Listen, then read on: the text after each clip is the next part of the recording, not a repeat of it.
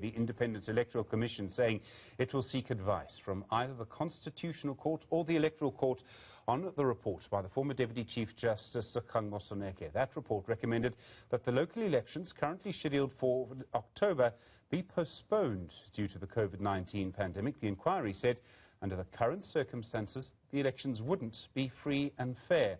Our reporter Mbali Tatani live for us at that press conference this afternoon. Mbali, good afternoon to you.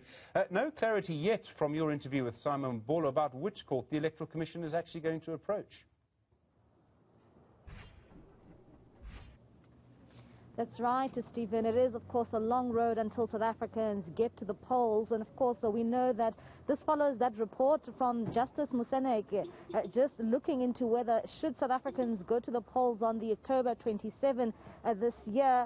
He says that, according to his report, they will not be free and fair, basically looking at around the issues around COVID-19 and the restrictions thereof. Of course, this afternoon, hearing from the IEC, they are now saying that they will, of course, approach a competent court. And you are right, they wouldn't say which court that is, but they have clarified that it will be either an electoral court or the Constitutional Court. Let's take a listen to the IEC chairperson, Glenn Mashinini. The scenarios before us, it's either the electoral court or the Constitutional Court.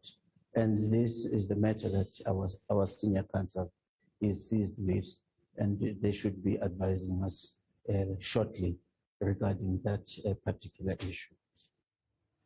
Mbali, it's one thing to go and ask a court, can we please postpone the election?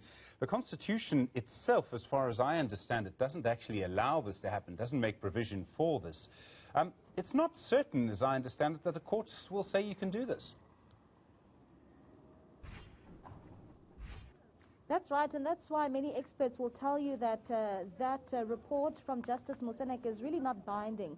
It is an advice that he has written to the IEC, proposing for these elections to take place next year before the end of February, basically looking at the conditions around COVID-19 and some of the problems and the issues that have been raised by other political parties, saying that, well, they have not been given the right to campaign because of those lockdown regulations. And Stephen, when it comes to issues around the Constitutional Court, it won't be an easy one because, I mean, they are not obliged to follow the advice of Justice Moseneke, saying that, well, they can even come up with their own new date and they can say that these elections need to go ahead, but they'll need to go ahead before the end of this year. So as much as the IEC will, of course, be approaching the competent court, Stephen, it is still very a tricky ground to maneuver around, because you are basically essentially saying to the Constitutional Court, please ask us not to abide by the Constitution and have these elections on that proposed date. So, Stephen, it's still really a difficult terrain for the IEC to maneuver around. You know, there's still a lot of questions as to how all of this will happen. It's never happened before where, you know, the IEC wants these elections or elections to be postponed because of the problems faced by South Africans right now in terms of COVID-19. But at the same time, Stephen, you would remember that when Moseneke delivered his report, he said that a number of the stakeholders who had, of course, submitted their submissions to his report, they were quite divided on whether those elections will need to go ahead this year on October 27. But at the same time, he said that he relied heavily on the advice from medical experts. And those medical experts were saying that the issues around not having those elections this year is, of course, you know, the issues around COVID-19 and the vaccination process. We know that we have a slow vaccination process, but now we've seen with Mameloko Kubai, the acting health minister, saying that, well, they've increased, you know, in terms of getting people vaccinated. That has now shot up to at least 300,000 per day. So it is really a tricky one that the IEC will have to maneuver. And when they approach that competent court, as to whether, you know, the Constitutional Court will be willing to even grant them that access. But we know that they say, when it comes to the Moseneke report, Stephen, they're saying that they have adopted that report in which they have asked Moseneke to look into. But it's still a really tricky time. It's really not black and white. So it's something that we'll closely follow just heading into, you know, the end of the year. Mbali Tatani, thank you very much indeed. Well, important developments there. So the Electoral Commission saying it will institute the recommendations of that panel. Approach a competent court, hasn't yet said the Electoral Court or the Constitutional Court. Let's get more on this now. Grant Masterson is the Manager for Governance Institutions and Processes at the Electoral Institute of Southern Africa. Grant, good afternoon to you. It seems to me this is a situation in which there's no right or even better choice. That's right. We're at a very important inflection point within our local government election process right now.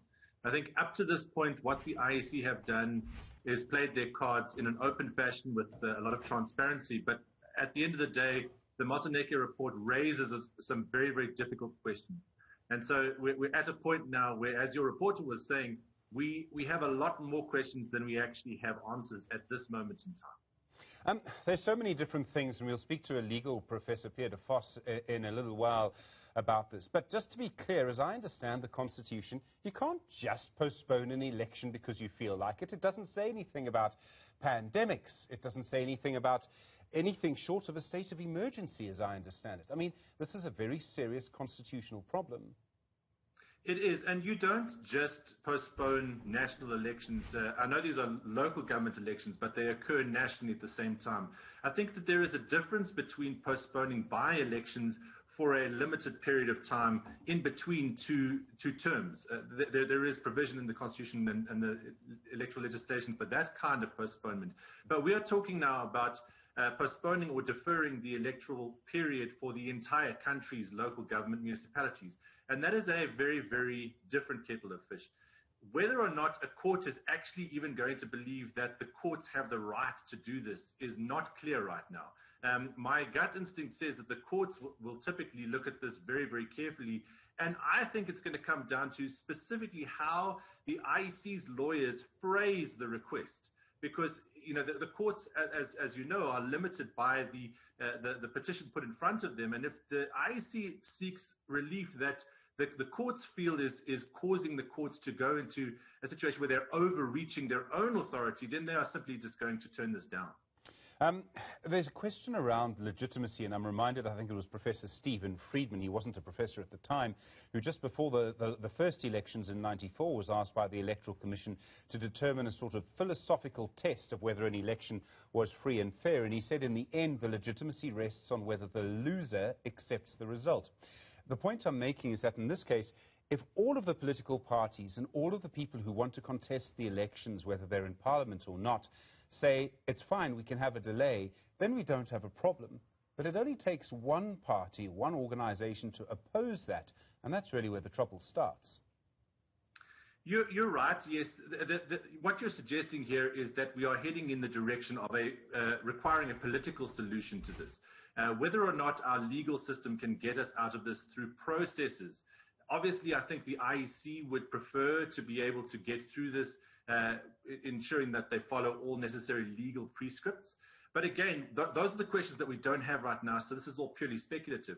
However, what you're suggesting is that in the absence of an easy route through, and I would tend to agree that there is no easy route through the legal processes right now, then you have to fall back on political processes.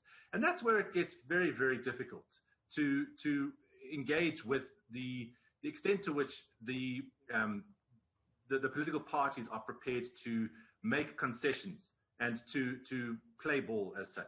We are entering a very, very critical period for this election. So, I mean, if I wanted to put things in this way, there are political parties who will say we must have the election no matter what.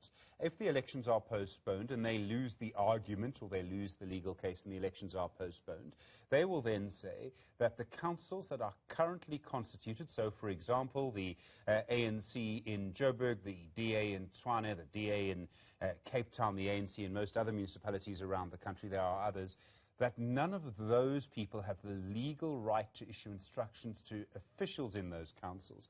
Now, in some cases, the officials themselves can be politicized. That's where things get really sticky if there's a postponement.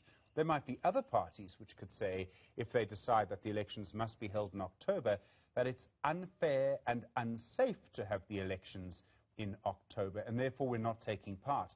Either way, the legitimacy of the entire process comes under attack. Yeah, that's right. And the legitimacy of an election is is a critical element of it. So you can have an election which is technically well run, which meets the standards from a legal perspective, which accounts for all of the various requirements. But if ultimately the voters and the political parties view the election as fundamentally flawed in some way, then you are opening yourself up to a very different kind of contestation in the political arena. Elections are designed very carefully, and there are so many rules around elections to guard against that type of free-for-all political contestation. It's to very, very clearly limit. These are the types of contestations we have all agreed to, and as far as possible, the ideal is to not change them. Certainly, if you're going to change them well in advance of an election. We don't have that luxury right now. We are in an unprecedented situation where we are dealing with a very significant surge of cases in our country. We have not made the progress we wanted to on vaccination rates. We are seeing very alarming death rates across the provinces. And we know that elections are a public gathering, mass-based activity. So there is genuine reason to make the case for a postponement. But again, as our submission to the Commission, to Moseneke himself stated, to change the date of an election is almost as serious of an issue in a country as taking the risk to the health of your citizens as well, for exactly this reason. Grant Masterson, Manager for Governance Institutions and Processes at the Electoral Institute of Southern Africa. Thank you very much indeed. As I say, a very complex and important discussion. It affects all of us.